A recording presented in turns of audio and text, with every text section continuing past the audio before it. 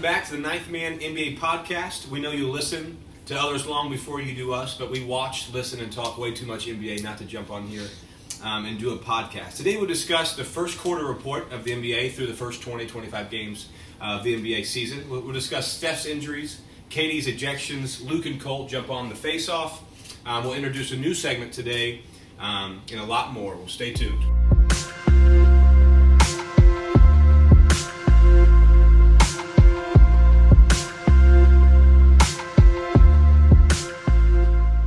I would like to start the podcast with doing the quarter one report. So we're talking about buying on teams, selling on teams, or even holding on teams. We'll also talk about players as well. So, Alec, why don't you jump us off with this segment, starting with who you're going to buy, sell, and hold. Each member of the podcast is going to do both buy, hold, or sell. Pick one of the three. I'm going to buy stock in the Philadelphia 76ers. They're 13-10 right now. They're staying healthy, and if they stay healthy, they've got a couple generational talents on their team we've touched on in a couple previous episodes. And Embiid and Simmons. Embiid is averaging 23 points a game.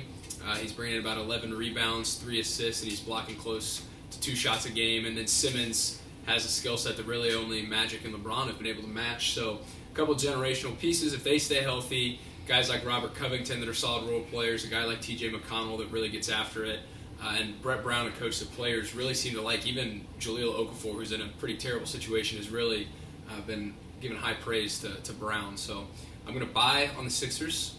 I'm going to hold on the Denver Nuggets. They're also 13-10 right now. In the West, Millsap and Jokic are both hurt. Jokic not as serious as Millsap, but I'm a big Kenneth Faried fan. I think the Manimal is going to play really well and hold things down with Millsap out. NCAA's all-time leading rebounder. No, he's been decent with Millsap out. He's had a big Faried fan, and then also I think that Gary Harris is going to step up and play really well. And a guy like Mason Plumlee that's a solid role player, solid veteran, that's used to being a starter, he'll be able to hold down the fort for as long as Jokic is out. And I'm going to sell the Detroit Pistons. Right now they're 14-9.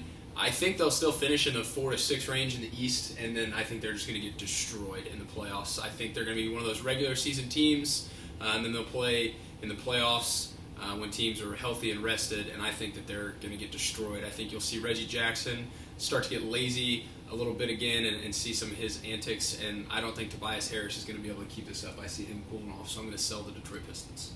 Yeah, I'm going to disagree with you on that one. Just the last one there on selling the Pistons. I think it's kind of a cop-out, first of all, to say they're going to make the 4-6 seed in the East and call them that you're selling on the team. But the way that Andre Drummond is playing, he's figuring out the free throws. We talked about that last episode. But I am giving Stan Van Gundy all the props for this one. He's convinced his team. This was kind of like the make or break team or year for the Pistons. Mm-hmm. I thought that if the Pistons don't get it together by the All-Star break, Andre Drummond was gone. I think they would try to even move Avery Bradley, who they just got this year, and he has some value. He's struggling this season.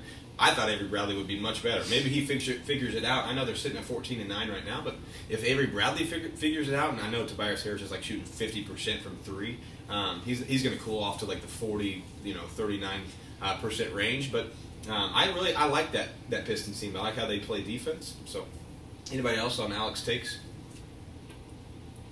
I just don't think they're for real. You see a lot of teams in the NBA take nights off and rest players, and that's why I think they're going to be a regular season team, and you'll see playoffs that they're going to get destroyed by teams that are no longer minutes restrictions and resting. So. Yeah, that's true. But I saw the other day how Embiid was kind of nursing his knee.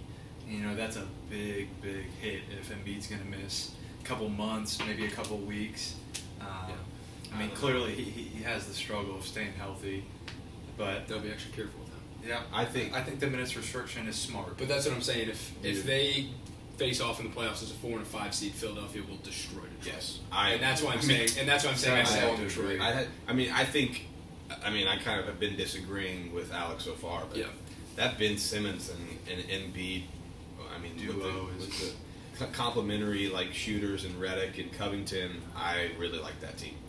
Colt, give us your buy, sell, hold. All right, so I am going to buy on the San Antonio Spurs, who are sitting at 16-8 at the moment. I know they're missing Kawhi Leonard, but Marcus Aldridge is definitely stepping up with 22 7.8 points per game, 8 rebounds, and 2 assists. Kawhi is might be starting on Wednesday. Coming back soon. Yeah. Wow. And they also got Tony Parker, who's coming back here soon. So, but that's going to be definitely the veteran players have stepped up. Pau Gasol, I mean, he's 37, but he's still getting consistent rebounds, points. He's veteran presence is what a team needs. Popovich knows what he's doing with those kind of players. Manu. So they're perfectly fine. And getting Tony Parker back, like you said, is a huge asset to the team. And morale will go even higher. When it comes to holding, I'm going to hold on the Bucks. I know there's been a lot of talk about the Bucks. They add Eric Bledsoe. They're sitting at 12-10, but they're blown out by the Mavs. I believe last week they were absolutely smoked. Barely beat the Kings, and they can't capitalize on the Celtics game last night. And that was their true test to see, hey, we have a better team. Let's see what we can do. Especially with Giannis going for 43 and then still losing. Yeah, still losing. 43 and 9. I know it's in Boston. It was Boston. It's in Boston, but the Bucks have to capitalize or at least show that they are a better team. But they failed to do that. They got to make some statement. It's wins. a statement game, and they failed to do so. Yeah. Giannis will keep playing consistently, but the other guys have to show up, like Middleton and Bledsoe. Yeah. So I'm going to go with that. And then on selling, I'm going to go with Charlotte sitting at 9-13. I thought this team was going to be good. I thought they were at least going to be a 5 through 8. Especially with the way Dwight Howard's been. Yes. And Kemba Walker's been banged up, but go ahead, sorry. Yeah, Kemba Walker, he's definitely come on the last couple of seasons, All-Star. They get Batum back, who's a great defensive player, good two-way. He can score, but I know he's been injured, but I think he'll bounce back. Dwight Howard, I mean, he just cracked the top 20 in rebounds or something like that. So, that's impressive. I thought he was going to be a huge addition to the team. And I thought MKG would have come back healthy. I always thought he was going to be a good player, but he has not panned out. I know he's a Kentucky guy, but... Yeah, Michael Kidd-Gilchrist is one of those guys that, he's going to get minutes just because of how good of a defender he is. Mm-hmm. He has got... You guys see that video of him shooting in the summer? He has a broken shot, and he was even banged up. Nicholas Batum was banged up, but I'm with you. I'm selling in Charlotte. No. Wow. You got Batum, who's just came back a couple games ago. Kemba's been banged up. Obviously, they do not have all their pieces together.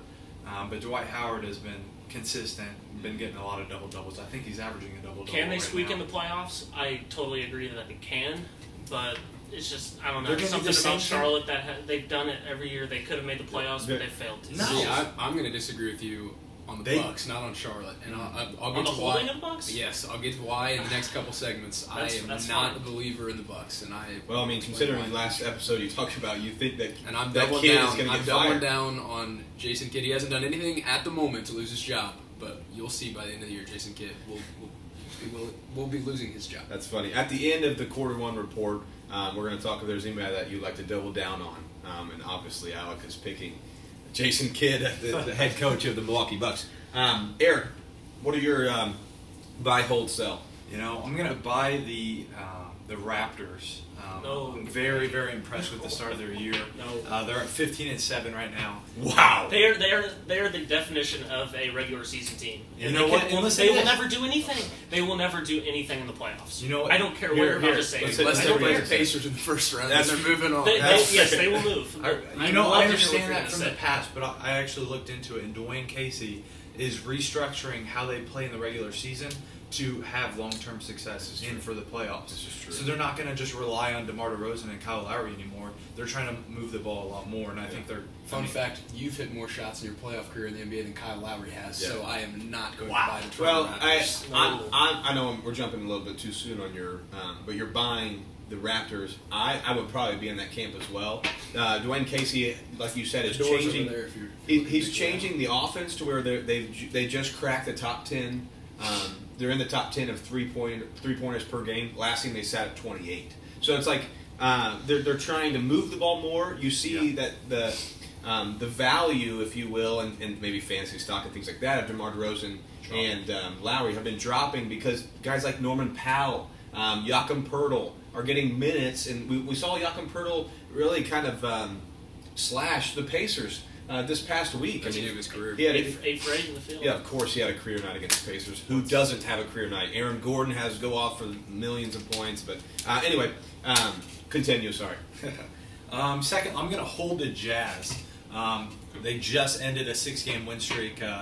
Russ's triple-double, unfortunately. But they're sitting at 13-12, just around the 500 corner. But I'm also going to buy Donovan Mitchell, the rookie. His past 6 games, I think he's averaged about over 26 points. So he has definitely been on. Yeah, he had another good game tonight. Yeah. Against OKC. Yeah, he did. And, I think he is a long shot, but I think he might give Ben Simmons a little run for his money, just a little bit of a scare. That'll keep you warm all winter long. Yes, but they got hit hard with the injury bug, just like the Clippers did. But I'm going to hold with the Jazz, especially sitting at 500 with how many injuries they had. And then for selling, I'm going to sell the Washington Wizards. Again, another 500 season, looking like, and they have the same team as always. Why are they not becoming that top 3 seed in the East? I just don't understand it. Every preseason they're talking about it. Well, John Wall being hurt is a big piece of that. How long has he been hurt, though? For their struggles.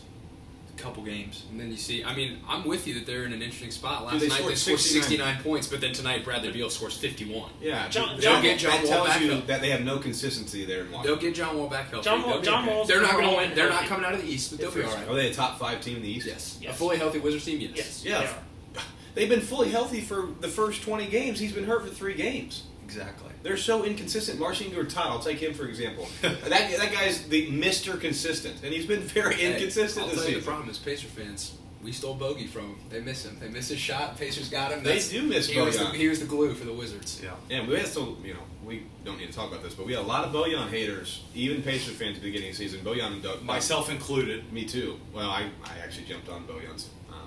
Anybody that joins the Pacers, I fall in love with. But that's just how it works. All right, What about you, Luke? I'll get my buy, sell, and hold. I'm buying the Blazers. I think the Trailblazers. This is finally their year. They have Jusuf Nurkic kind of holding it down at the center position. It's kind of the position that they had they were in forever purgatory. They've never had somebody who was sitting there who was a solid center. Plumlee really didn't get it done for them. Blazers are sitting at the 4th seed in the West right now, sitting at 13-10. I'm buying the Blazers. I like them. Damian Lillard, CJ McCollum, obviously, the backcourt. I'm holding on the Indiana Pacers. I know it's kind of a cop-out for the Pacers fan, the whole thing. I think the Pacers are for real in terms of making the playoffs. Maybe, just on the last episode, I think they're going to make the 6th seed right now. I'm buying Lance Stevenson. I think Lance Stevenson is figuring it out. Obviously, at home, he's averaging something stupid, 14-8. In a way, he's averaging 7-2. It doesn't make sense, but I'm buying on Lance Stevenson. He had a really kind of a rough start to the year. Eric was questioning if he fits in our offense, if he fits in the style of play McMillan is kind of implementing through Pritchard and things like that, and I think Lance has figured it out. He had no confidence, obviously, at the beginning of the year. And I'm selling, prepare for the hot take meter here to fly up to steaming. I'm selling the Boston Celtics, and I don't. Listen, yes. Listen, no. No. They sit at 21-4. They're first in the Eastern Conference. Listen, I just talked last episode about how I love their style of play. I'm even going to root for them. But I'm taking Alex's route here and saying this is a team that's a super good regular season team. Kind of like the Raptors. I think they're really good in the regular season. I don't think they can sustain this in the postseason. They're relying heavily on their defensive play. Exactly. First in defense efficiency. Yes, they are. Why would that just go away in the playoffs? The thing about it is they're going to play big minutes, and I hate this because I'm putting a foot in my mouth.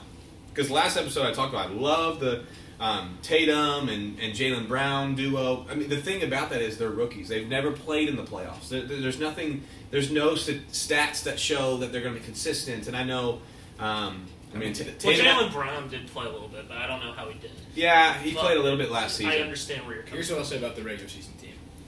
The Raptors, maybe their regular season team. The Pistons, maybe their regular season team. Brad Stevens is not the head coach of those basketball teams. He's leading the Boston Celtics. Never sell on a Brad Stevens coach team. Nope. Yeah. Especially with Kyrie. I mean, you got those veteran leaders with Al Horford. They're going to be just fine in the playoffs. They're going to be competing with Cleveland. Wow. Yeah. I like that. We're going to head to a break. Make sure you check out the next part of the YouTube channel.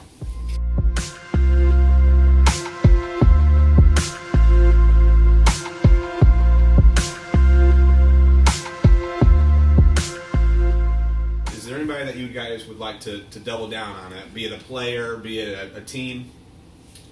A hot take? I said I'd double down on Jason Kidd losing his job. That's just kind of a gut feeling. I think if some moves end up happening with the Bucks, I don't see it all working out. So I think Kidd might lose his job. But in terms of what we just talked about with buy, hold, and sell, I'll double down on the Sixers.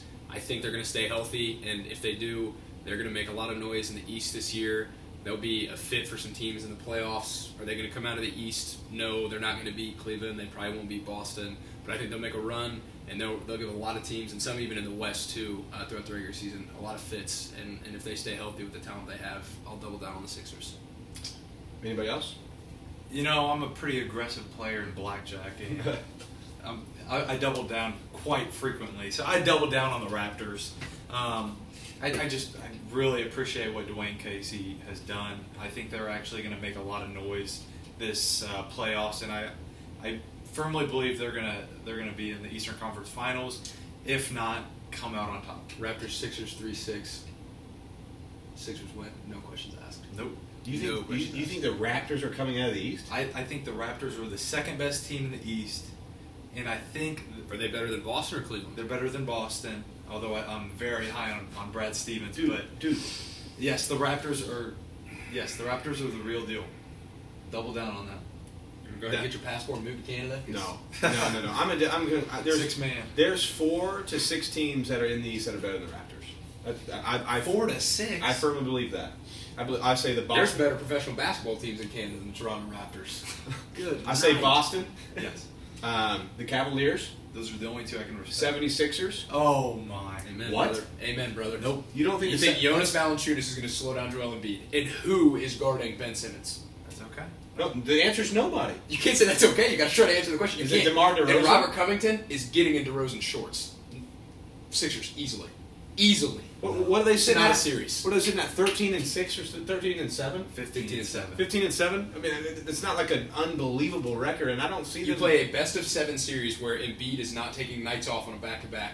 They get swept. Maybe they take one game. Swept? Maybe Jonas one game. Oh, No, I no, hope this happens. That is not a sweep. It is a 6 sweep. games. It is 5 games max. There is I need 6 this games. series to happen so that you can all see Philadelphia There is mop the floor. 5 games. There is Five no games. way Kyle Lowry is going to do what he's done. What he's done in every playoff series since his going with career. Eric. I will side with Eric on First this. playoff shot he hit of his career was a half-court heave. Like, I it was don't- luck. I'm not going to trust a bunch of rookies in the playoffs. Yeah, Norman Powell getting big minutes. I know you say he's played decent, but I mean, If they do not play the Pacers in the first round, they don't come out of the first round. Lucas what's his name? Nogueira. No, Lucas Nogueira, Jakob Pertl. I mean, these guys are getting big minutes. We're trusting big names over here. Are we not? I feel like a Raptors fan right now. All right. All right, let's enter into the second segment.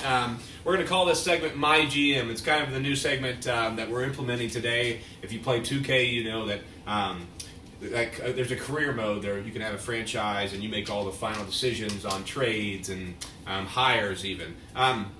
We're gonna talk about 2 players. We're gonna be the general manager for 2 players. First, DeAndre Jordan. Second, Marc Gasol. Both have been named kind of in reports for trades. And we're going to give you some options to teams that might trade. And for Marc Gasol, we're even going to give you some specific trades. We're going to look at that, and we're going to kind of dissect that as a podcast members here. First, DeAndre Jordan. DeAndre Jordan's averaging 10 points and 14 rebounds.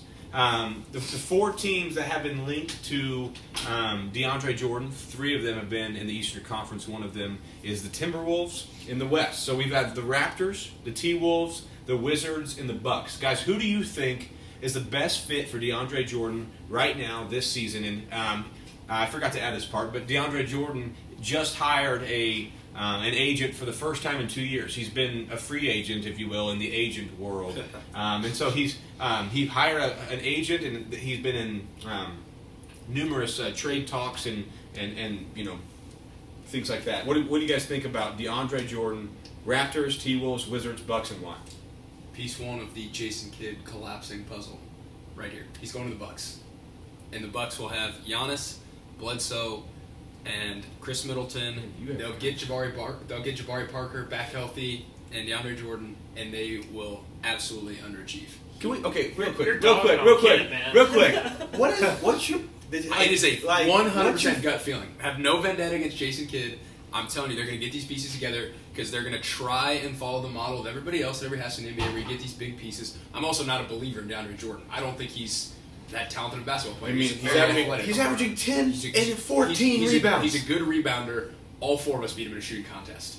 Like, he is a good rebounder. He's an athlete that's 7 feet tall. I don't think he's that good of a basketball player. I don't think he changes things for them. And they're going to have all these pieces, and it's not going to get them anywhere. They have one of the best basketball players in the world, and maybe the best specimen in the NBA, in Giannis Antetokounmpo, and they're going to underachieve. And that's why Kidd is going to lose his job. I think that's crazy. I'm going to stick kind of with the Eastern Conference vibe here. I'm going to go with the Wizards. I think he fits really well in the Wizards. It'd be cool if Marcin Gortat getting, I think he's 45, 50 years old now, having having him come off the bench instead of Jan Mahinmi. That would be a great fit. DeAndre Jordan. Let's get Jan back in Indy then. I mean, I wouldn't actually mind that. Somebody get some rebounding, even though he hardly can run. Sabonis has been rebounding, but that's besides the point. Yeah, Miles Turner has. Get Al Jefferson out of the Yeah, I agree. Anyways, I'm with the Wizards, man. What would it look like if they had a dominant force at center, averaging 14 rebounds with the front court of Beal and Wall? It would be a sight. Front court, I apologize. Backcourt, sorry. It would be a sight to see John Wall and DeAndre Jordan the pick and roll and get kind of Lob City going on in Washington. That would be nice. I mean, I think that would be a nice fit. Wall's been clamoring for a big three. Yeah. He said that in the offseason, kind of dissed Otto Porter a little bit there. So. All right. Well, and sorry to cut you off. I am of the understanding, I don't know what the contracts look like for John Wall. If any of you guys know the John Wall contracts. Did he sign an extension recently? Yes. Yeah, I think he did last year. Man, that's one of those guys that I respect that he's staying in Washington, but I think he could thrive somewhere else. He should get out. I think he should get out. I don't know. Again, sell the Wizards. And Bradley Bills, but he's just an injury bug. Like, it happens to him all the time. Go ahead, Colt. Sorry. All right, I'm going to pick a different team. I'm going to go with the Raptors. We did mention Valanciunas to an extent, but he's not that good, I don't think. I think you could shop him and he can go anywhere else. But I think that Jordan will definitely help on the boards aspect and pair him with Ibaka, who definitely can rebound also. Yeah. But he will not score as much, which Valanciunas can, kind of. But I agree that I think he would help move them into the playoffs. Yeah, I would see somebody like a Jakob Poeltl and a Norman Powell in a maybe a second round pick package to go with for DeAndre. And or even send Valanciunas. Send that, well, but nobody wants Valanciunas right now. I'm telling you, dude, he's a slow big. It's just you never know. Maybe Valanciunas, maybe Norman Powell in the second round. I'm gonna go with the fourth team of the four we've stated. I'm gonna go with the West team with the Timberwolves. Oh, wow. And why I say this is I love the Boogie and Anthony Davis combo. And I would love to see that with DeAndre Jordan and Karl Anthony Towns. I believe that Towns is moving his range out slowly and steadily. And that would bring in DeAndre Jordan so he could take the ropes down low. And that would just make them, I think it would make them better defensively. That would bring Taj Gibson off the bench, just like he did at Chicago. I mean, who are they sending? Who's Minnesota have to move? Yeah, I mean, Jamal Crawford? Nope. And they're not moving Wiggins or Butler to get him. No, I mean, I think Gibson in a piece was going. That's true. Yeah, Gibson would be going if that's the deal would be done. Because then you move Cat to the 4. You obviously add DeAndre at the 5, and then you kind of make it work on the bench. Twin Towers. I mean, it would be. The thing is, the reason I think Boogie and AD work so well is because they both can shoot.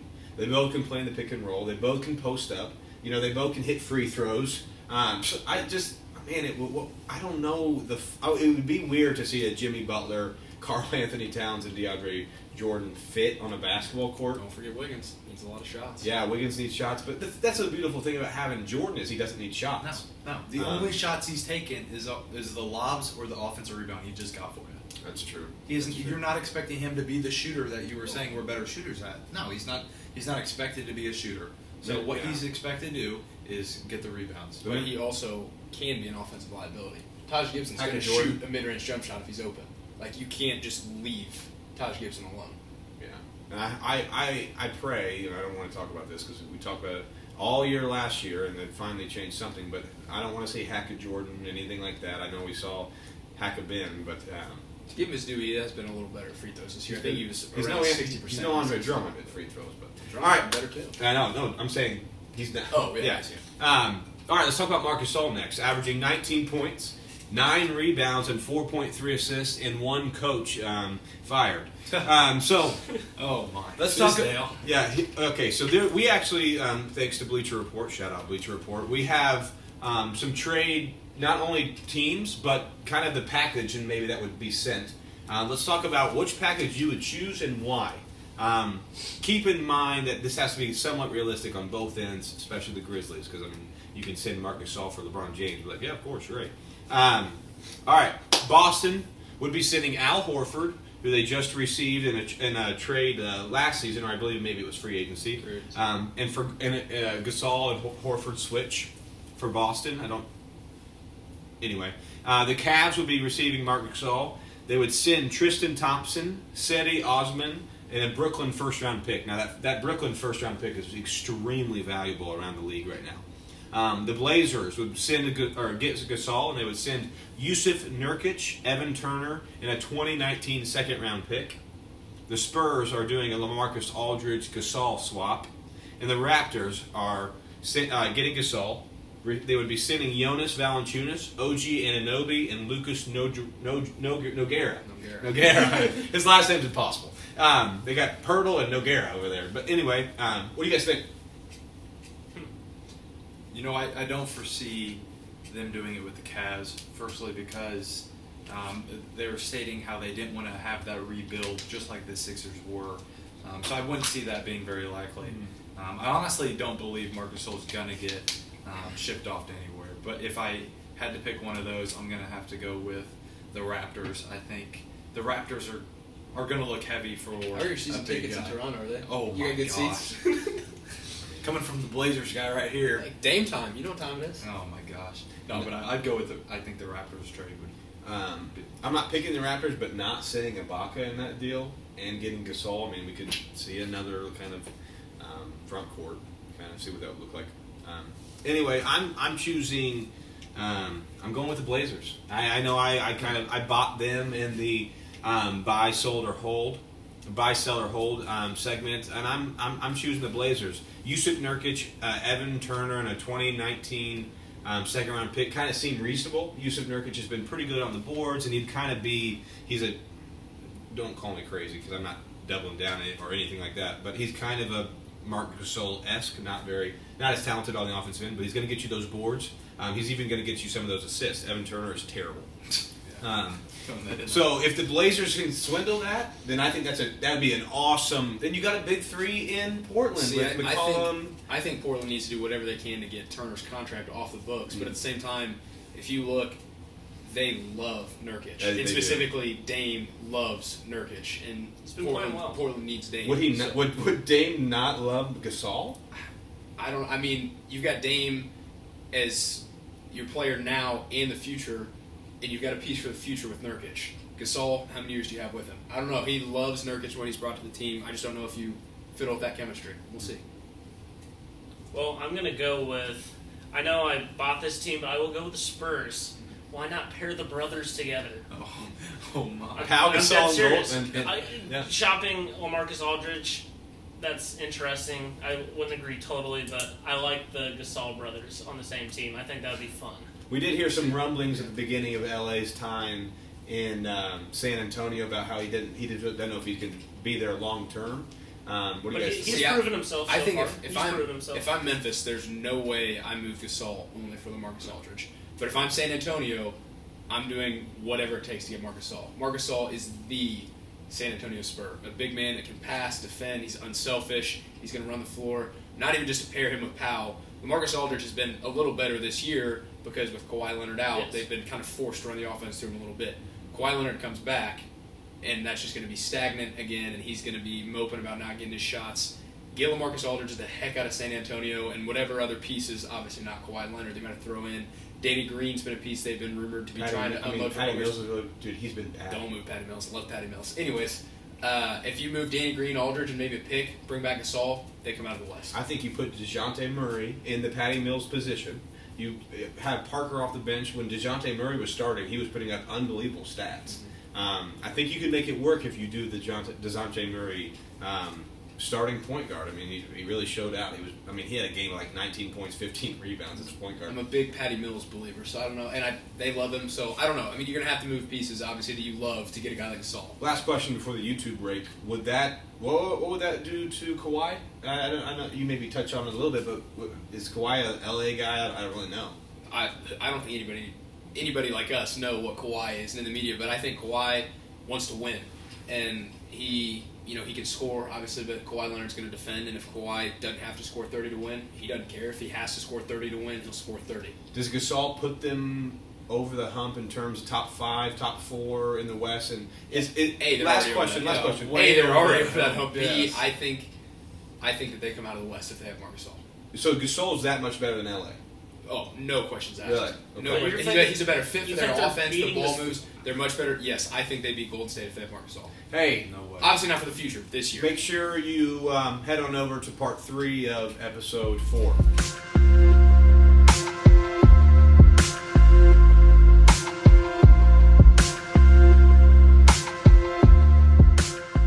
Welcome back here with our third segment. This one's called Yay or Nay. We're going to pose 8 questions dealing with different topics about the NBA. Going to answer them with a yay or a nay, 15 seconds or less on your explanation of why you believe what you do. Luke, get us started. Victor Oladipo is an all-star this year. Yay or nay? Yay. Yay. Yeah. Nay. Wow. Whoa. I'm going with yay as well. Okay, the reason why it is nay is because of the different format of the all-star teams being chosen. It's not really the fans anymore, it seems like, but it's going to be captains. I think he will be overlooked. I think he might fall off a little bit in terms of stats. I could see that. So I want him to be an all-star, but I think that's the only reason why. So here, I'll explain the new all-star format. We're going to get to that a little later, but it is captains choosing, but it's the same selection process that it's always been. Fans pick the starters, and then coaches will pick the other 7 reserves. Okay. So if a coach picks Victor Oladipo, then he's in. It doesn't have anything to do with the fans. Then whatever the captains are, the 2 highest vote getters from each conference, so say it's LeBron and KD, one of them has to pick Victor Oladipo. He can't get left off. Mm-hmm. I think Victor Oladipo, with the stats he's putting up, he has to be an all-star this year if he sustains this level of success. Keyword, is he going to sustain it? Yes. We obviously believe so. That's the only reason why I would say nay. I want him to be an all-star. But through 24 games, we have no reason to think otherwise. All right. Question number 2. So, will the Bucks be a top 5 seed? They are currently at the 6th seed, sitting at 12 and 10. Yeah or nay? Nay. See you, Jason Kidd. I say with the addition of DeAndre Jordan. No. I'm going to say yay. I think the Bucks figure it out. I think Giannis puts this team on his back if he's not already. The Giannis and Bledsoe thing's brand new. Why? I think they'll figure it out. I know John Hinson's starting at center, which is kind of iffy. But hey, it's better than Thon Maker.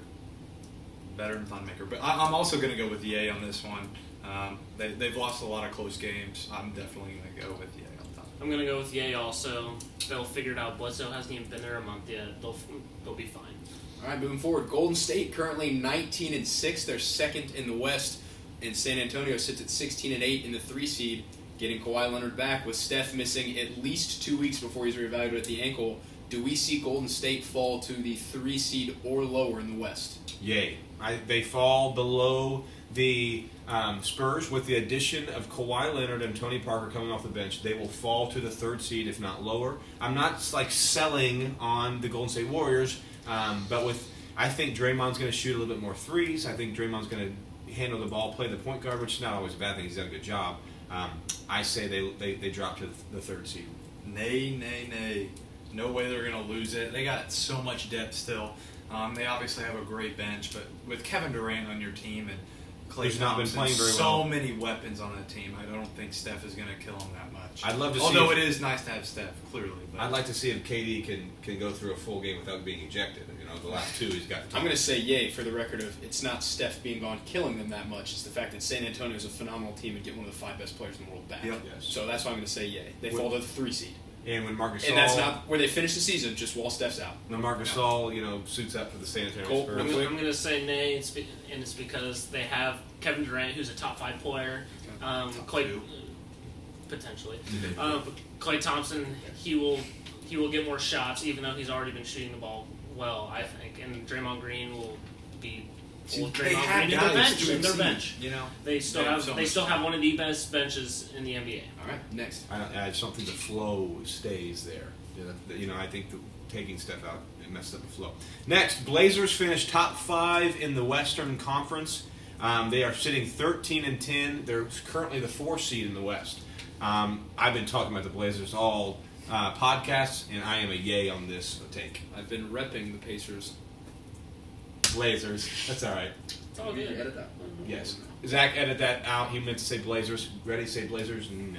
You've been talking about the Blazers all podcast. I've been repping the Blazers all podcast. Big Damian Lillard fan. You know what time it is. Dame and CJ, incredible backcourt. And they've got Nurk in the front court. Terry Stotts, great coach. They will. Yay. I'm going to go the opposite approach. I'm going to say nay. And the two teams I firmly believe that will take their spot are the Oklahoma City Thunder. They've obviously had their troubles in the early season, but they're going to get it together. They got 3 studs on that team. And then the second team is the Minnesota Timberwolves, also a dark horse to make a run in the playoffs possibly. I don't disagree with the Timberwolves. The Oklahoma City Thunder, I should have chosen them for selling. I wanted to get kind of the hot take in there for Boston. I'm selling on the OKC Thunder.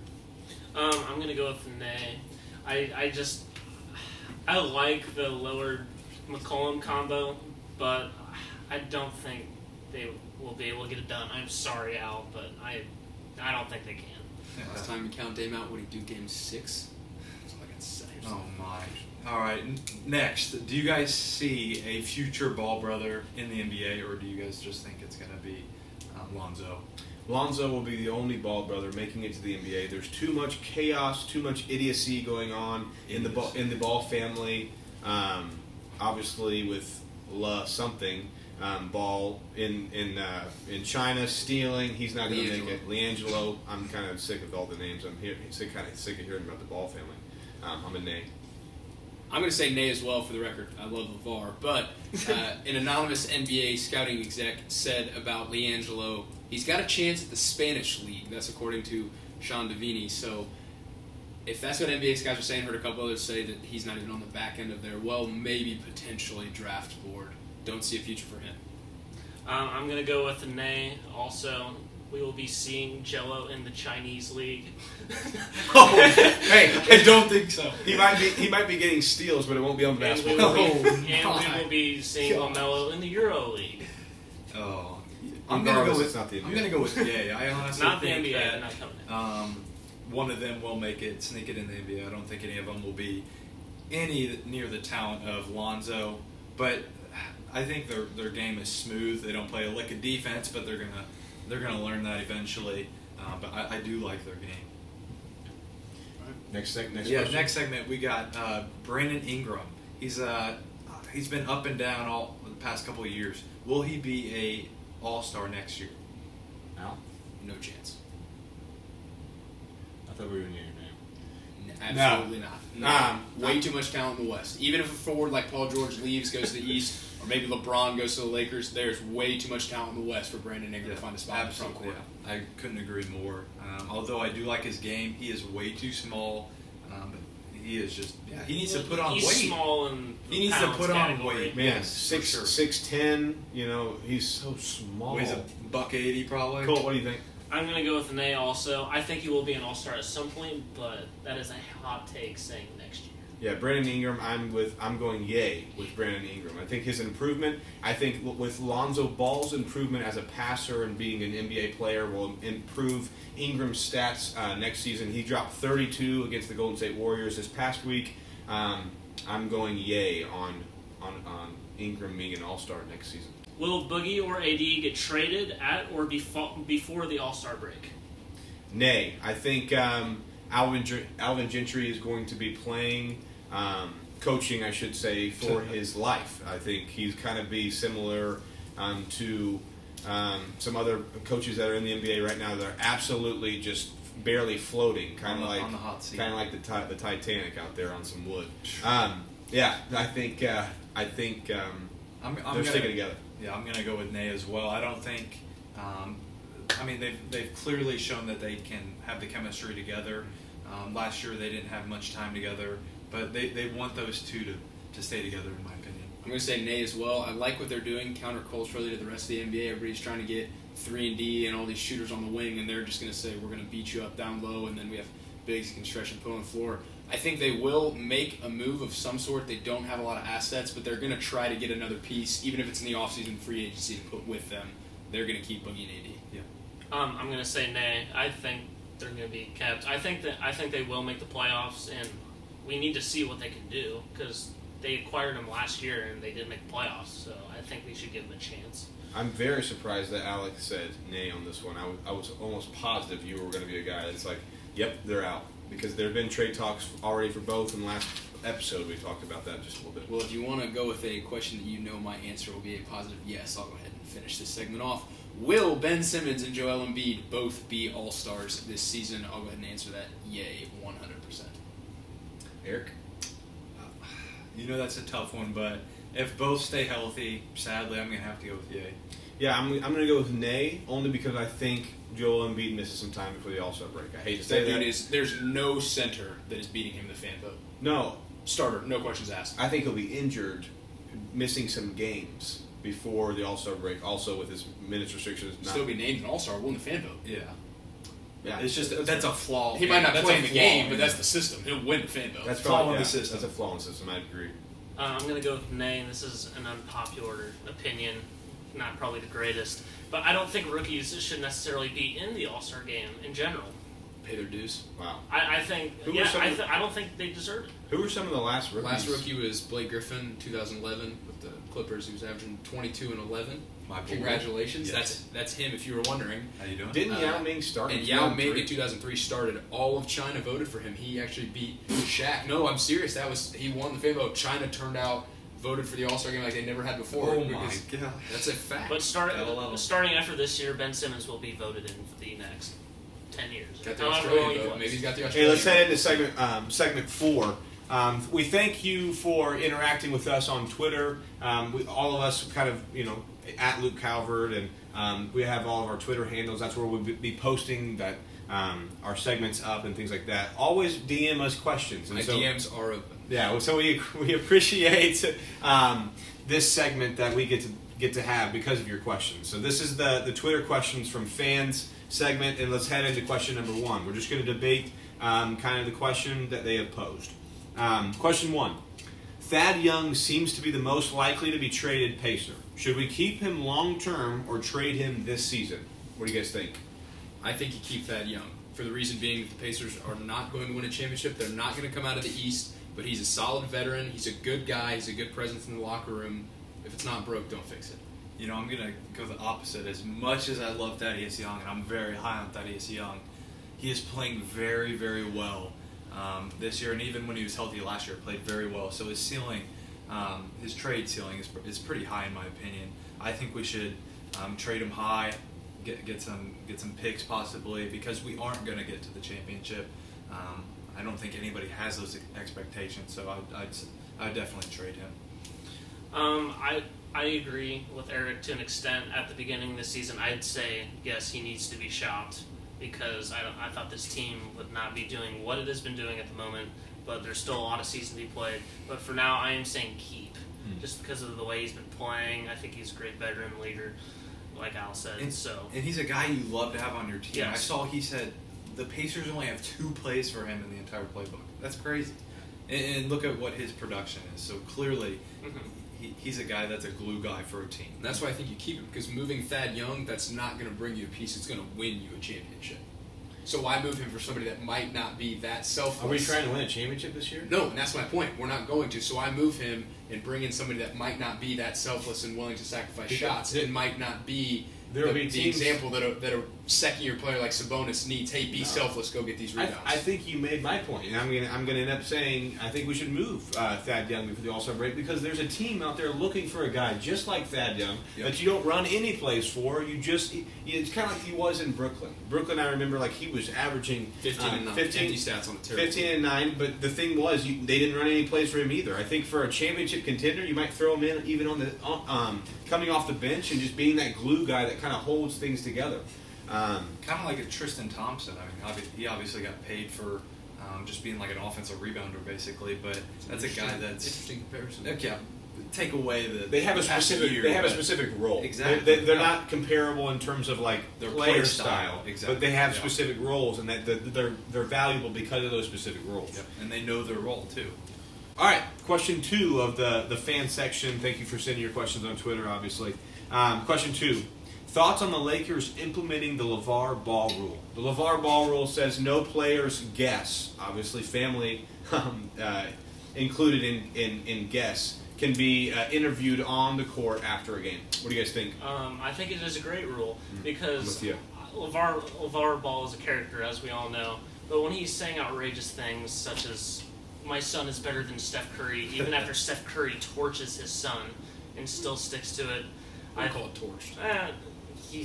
I don't know. It doesn't matter. But it's just outrageous comments like that are not needed, and stop giving him the limelight. Yeah, stop giving him the limelight. It's driving me nuts. It takes away from the integrity of the game. I think it also takes away from the integrity of ESPN, who they interview after the game. I want to see players. ESPN integrity. I want to. Yeah, I'm serious. Other than the fact that they get a little political on us.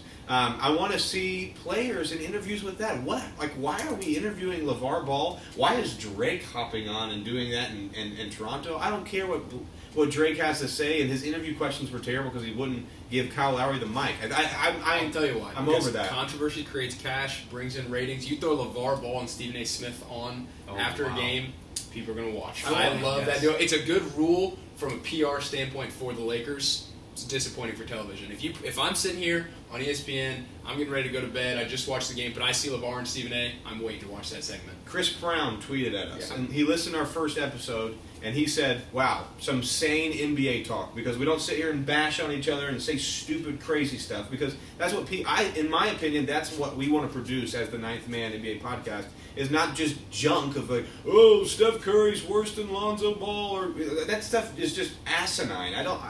It's bad for TV, it's bad for the NBA, in my opinion. Yeah, I'm with Al on this one, though. You like LeVar Ball? I'm a LeVar Ball fan, believe it or not. Yes. On the train, baby. I will. That's crazy. Let's go to question number 3. What is going on with Kevin Durant? We've seen him back-to-back games get ejected.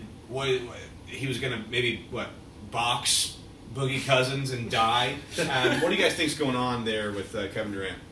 Is he on Twitter too much and making fake profiles? Or what? That's what Nick Wright's tweet was, that KD used to have like 12 different Twitter accounts that he could let out all his emotions on, and now he's got to do it on the court because everybody found out about his burner Twitters. Personally, I just think he's trying to be something he's not. I don't think he was really expecting the backlash he was going to get for going to Golden State, which is crazy, and I think it really does bother him that he's gotten it, so he's trying to be this villain, acting like he's going to do anything to DeMarcus Cousins. As draft combine, KD couldn't bench press 175 pounds one time. DeMarcus Cousins bends him over his knee 10 times out of 10. He's trying to put on a front in front of Draymond Green. He knows he's got guys like Draymond that'll back him up, and he's just trying to be something that he's not. Kind of going off of that, I think it's because David West is in that locker room. I believe also David a fake West. Tough guy. He's Exactly. Those shoes. I was actually going to mention David West. Yeah, he's the biggest fake tough guy. And what's Kevin Durant doing now? Oh, he's a tough guy now. He's calling Russell Westbrook certain words. He's getting in Boogie Cousins' face. It's just stupid. Yeah, I think it's absolutely stupid. Would you agree? Yeah, I think he's trying to embrace that bad boy kind of like look because, I went to the team that won it all. People don't like me. I think he's trying to prove something with that, but which I can't appreciate though, because he is kind of going with like, how many rings do you have when he was in those arguments? But why he went to the Warriors is an annoying. I will say the first ejection, or not the first of the two. He's been ejected 3 times last 18 games.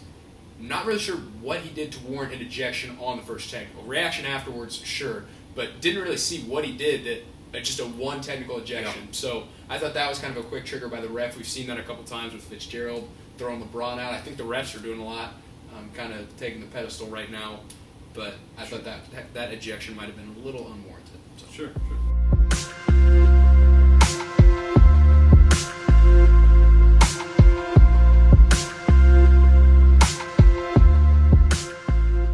let's enter into the best segment of the day, and that is the face-off.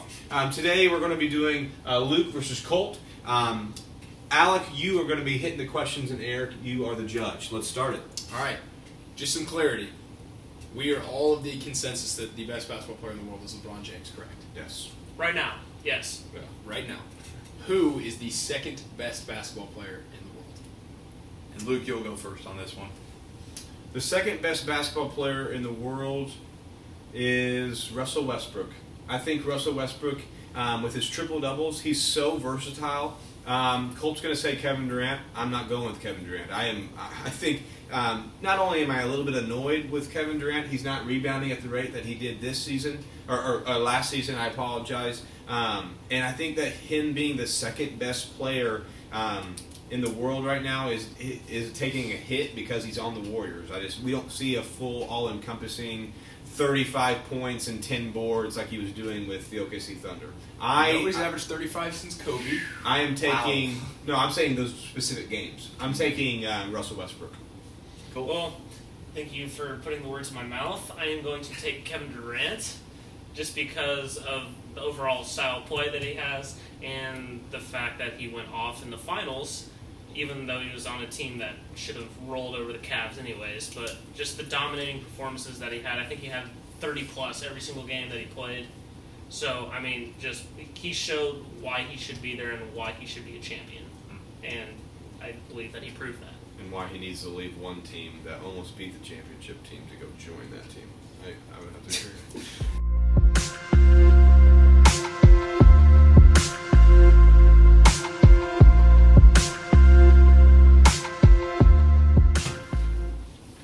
All right, ready for the second question here of the face-off. Comes with a bit of a qualifier. Brad Stevens and Greg Popovich excluded. What coach has done the best job leading his team this season? Colt, you're up first. I'm going to go with the Rockets coach, Mike D'Antoni.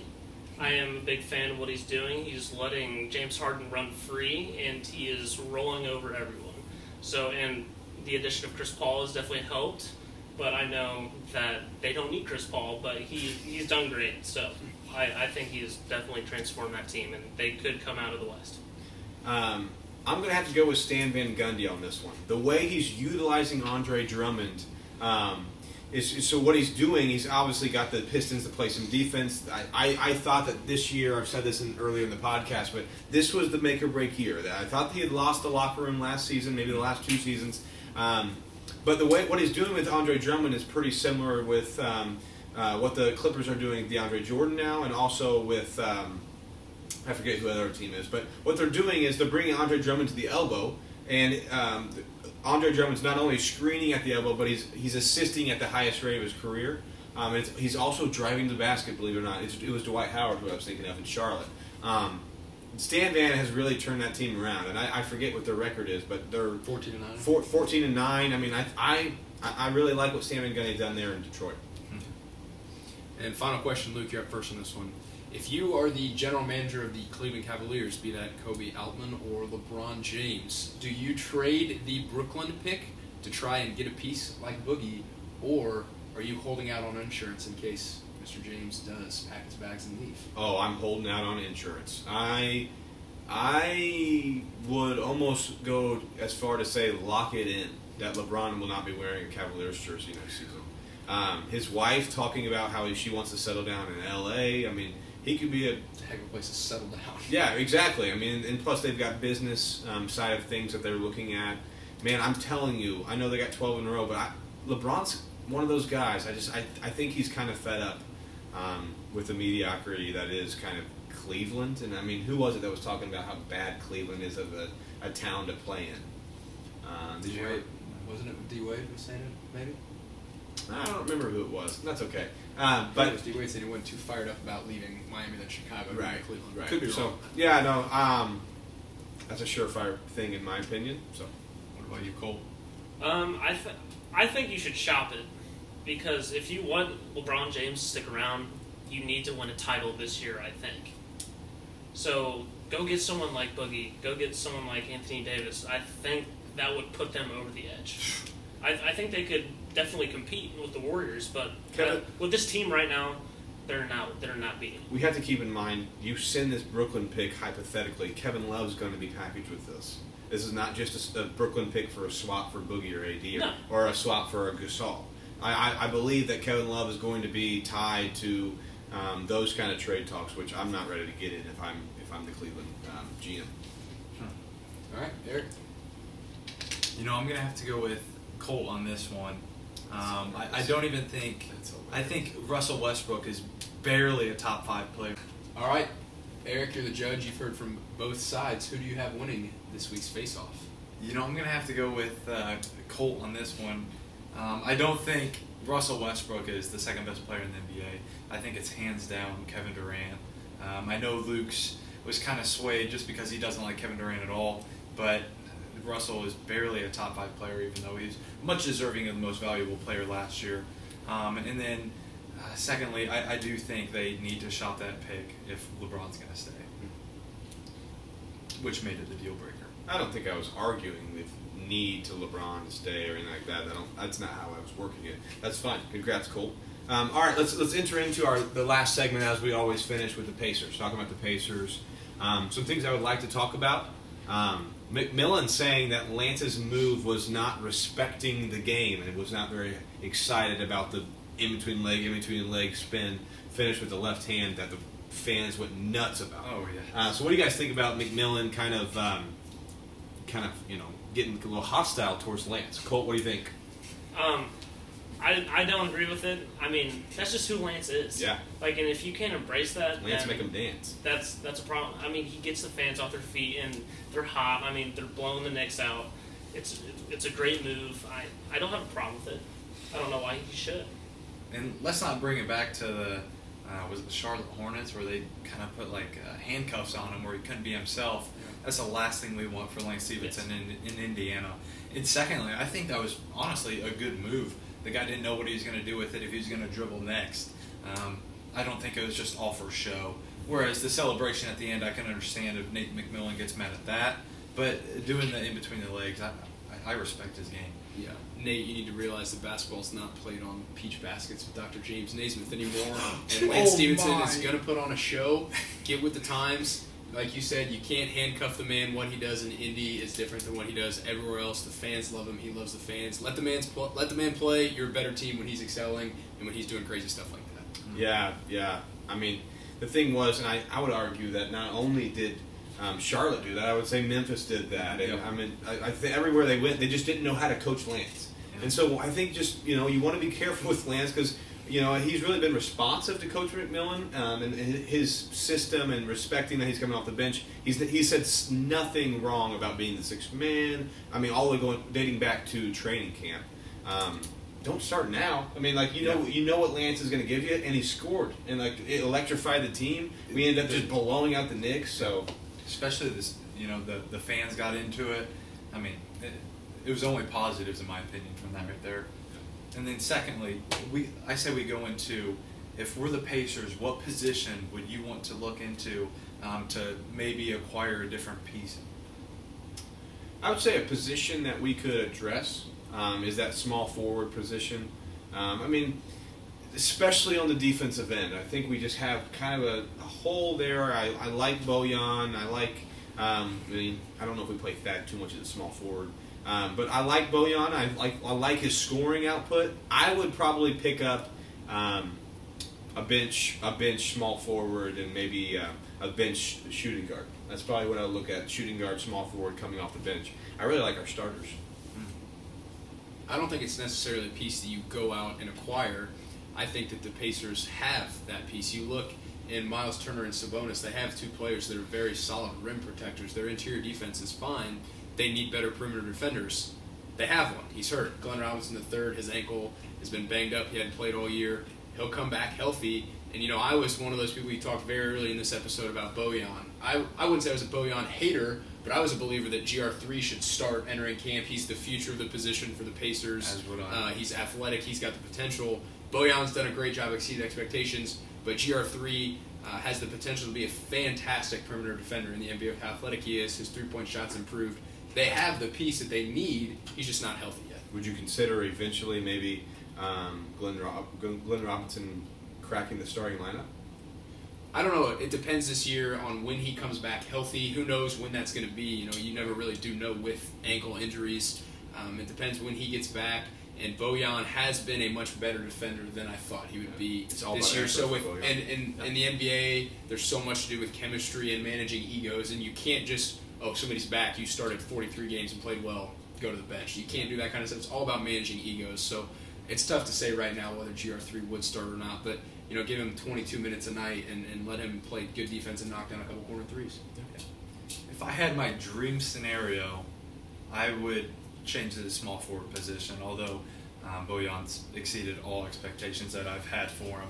But a guy I would love to acquire is Andrew Wiggins. I think he would fit the Pacers lineup. Who are we going to trade? Because Paul George and I understand. I know. I want LeBron, but that's not happening. I understand. I like how you're doing this. I mean, it's not going to happen. I'm not going to say it is going to happen either. But just imagine Andrew Wiggins, who's a top 10 person who in distance traveled. So he obviously runs without the ball a lot, and that's how our play style is with Nate McMillan and Victor Oladipo and Darren Collison. That's how we're starting to play, and I think Andrew Wiggins would just make our team so much better. The Bulls are actually offering a prime Michael Jordan at the trade deadline as well, so we should try to get him too. Hey, before the season started, I would have told you we have 0 3-point shooting if you add Andrew Wiggins. Darren Collison is shooting the 3 well. Oladipo shooting the 3 very well.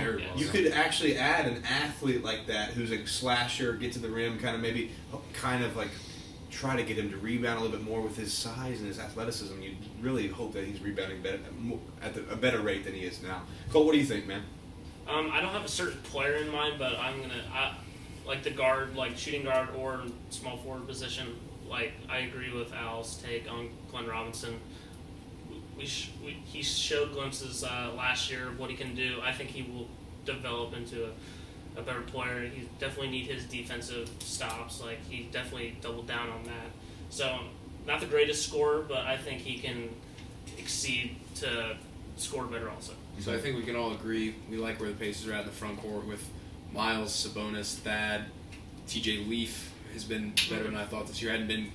He's not been good defensively. It had been the total liability. Al Jefferson needs to be out of the NBA at this point. But like where the Pacers are at in the front court, just need some help at that wing position. The Pacers are on a 6-game homestand, kind of a 5-game homestand. They just handled New York, kind of the likes of like Ron Baker out there. Porzingis was hurt. We play Chicago on Wednesday. We play Cleveland on Friday.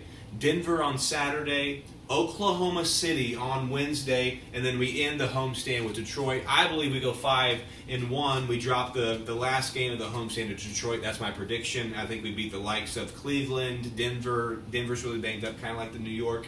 I think we beat OKC. Guys, what do you think? Go ahead. I was going to say, let me throw you a question about OKC. Obviously, big story is Paul George making his return to Indy, and we saw a lot of different Paul George characters during his time in a Pacers uniform.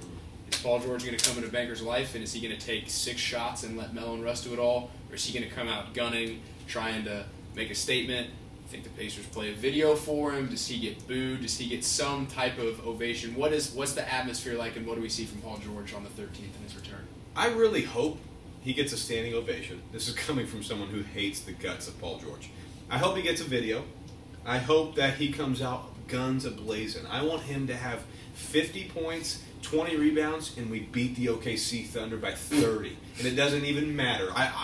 Nate McMillan, if you're watching, the Ninth Man NBA podcast, you start Lance Stevenson. I don't care what the implications are of the starting lineup. You start him for the first 2 minutes on Paul George, and you say, foul him 6 times before those 2 minutes are up. We foul out our best bench player the first 2 minutes of the game and win by 30. That is why he is not a head coach. Yeah. Paul George would be crying and weeping and complaining to the refs, and then we're in his head. I think we honestly boo him. I think there's going to be a lot of people in the stadium that disliked his decision, disliked how he handled everything. I am one of them. I personally would boo him if I would be in attendance. And then secondly, I think he's gonna try to shoot the ball very, very much. Yes, exactly. I think he's gonna try to go out there and score 40, try to prove a point, try to get that last statement towards the Pacers because they have had a lot of drama in the past. But I think he's going to actually have a rough game as well. Colt, before you give us our last take of the episode, I think Victor Oladipo balls out in this game. I think just as much as Paul George is trying to make a statement, I think Sabonis and Victor Oladipo are trying to make a statement, because you heard Sabonis earlier in the season say, we're not just the two guys that got traded in the Paul George trade. We want to be something and mean something. They're lottery picks and they're showing out this year, and I really think that Victor comes up blazing. Colt? I want Paul George to get booed. I couldn't stand the decision that, I don't really want to be here anymore. I mean, yes, we traded him, but we all knew it was coming. Yep. But I still think Paul George will come in. He'll come in and have a great game. I wouldn't be surprised if he had about 25 or 30. I mean, but I think he'll be fine. But I think we could win. I do too. I think we could win. I hope he gets a video tribute, show the clips of him dunking on Birdman, Bosch, big plays he made in his career. I'll be there hopefully wearing my Paul George All-Star jersey. I'll be giving him a standing ovation. Still love Paul George. But I think we see a very unaggressive Paul George. I think we see the PG that kind of relegates himself. He's going to say in his post-game interview he didn't want to make it about him, just was wanting a team win. I think we'll see Russ be really aggressive and maybe mellow. And I think we'll see that Paul George. Too selfish. He's too selfish to sit on the sideline. I disagree. He wasn't too selfish last season. Hey, thanks for listening to the Ninth Man NBA podcast. Don't forget to subscribe and tune in next week as we do episode 5. Thanks for listening. Remember, DMs are open.